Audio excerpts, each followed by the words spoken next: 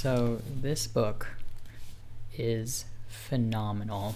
I mean, I love Mary Oliver, so perhaps I'm terribly biased, but I am not that far through the book, and I've already bookmarked this many poems because they're all just so fantastic. I thought I'd just go through a few, the first few. This book goes through, it's sort of it's a retrospect, this book, of Mary Oliver's work. And I mean that in the most literal sense of the word, because it's not just a collection, but it's literally looking backwards. It starts with her most recent publications and moves backwards to the earliest of her publications, and she selected only what she feels is the most representative of her work, which still is a pretty large sampling. Thank goodness, because who wouldn't love more Mary Oliver?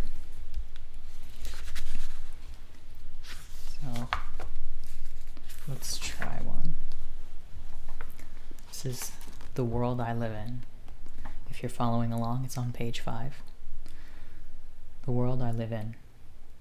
I have refused to live locked in the orderly house of reasons and proofs. The world I live in and believe in is wider than that. And anyway, what's wrong with maybe? You wouldn't believe what once or twice I have seen. I'll just tell you this. Only if there are angels in your head will you ever possibly see one. I love this poem for a number of reasons, and I think the most wonderful line is that last couplet. I don't know if it's a true couplet. Those last two lines, only if there are angels in your head will you ever possibly see one.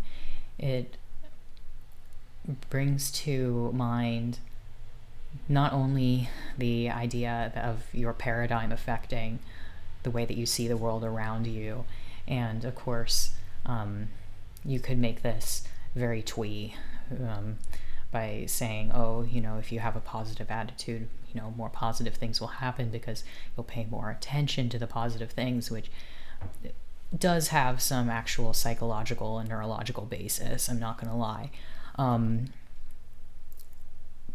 But I think if you think about rather how she was talking earlier about reasons and proofs and moved on to the word angels and maybe, then you see it's rather not so much about positivity so much as about possibility. And just having a sense of wonder in the world. And that's perhaps what I love most about Mary Oliver's works, is that she never lost that sense of wonder with the world, that sense of awe with nature. And you see that over and over and over again, the way that she marries the concepts of religion and nature, or even if it's just to talk about how awe-inspiring it is and how moving it is. But just think about that. Only if there are angels in your head will you ever possibly see one. And it is true, so many things people filter out and shrug off when you could think of it as marvelous, as a miracle. That's wonderful. Let's do another. The Pond, page 11. The Pond. August of another summer, and once again I am drinking the sun, and the lilies again are spread across the water. I know now what they want is to touch each other. I have not been here for many years, during which time I kept living my life. Like the heron who can only croak, who wishes he could sing, I wish I could sing.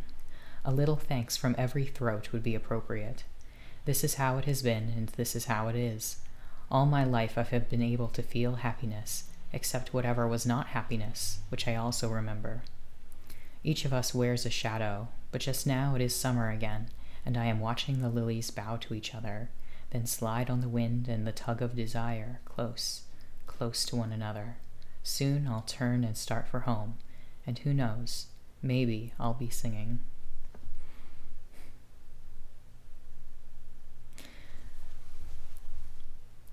There is nothing I love more about poetry than its ability to show the depth of a single moment and the poignancy that can be derived from just a single second of time. And only if you're truly only if you're truly present will you experience that depth, that how evocative one moment can be, the layers, and have that really affect you. Just let it affect you. If you walk around with your head full of thoughts and full of questions and concerns, you're not going to get that. You're not going to be able to experience the world that Mary Oliver experiences, or other people like her. You have to be here in order to really be here. That's not the easiest thing to do, especially now with our constant distractions. And I know that sounds like I'm railing against technology. I'm really not. It's wonderful. But it is also true that if your phone's going off every 5 seconds, you can hardly be expected to live in the present moment. Unless, of course, what you're being present with is on your phone, and that's totally valid.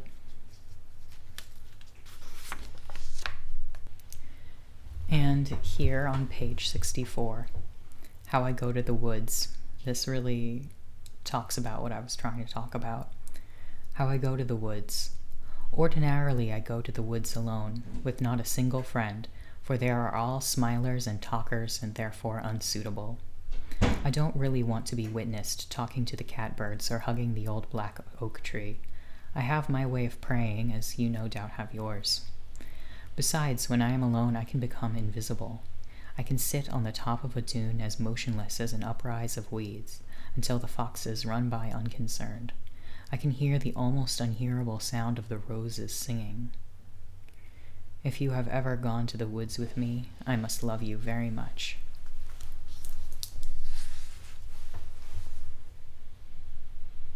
How deeply she cherishes that ability to truly be here. I think I aspire to that.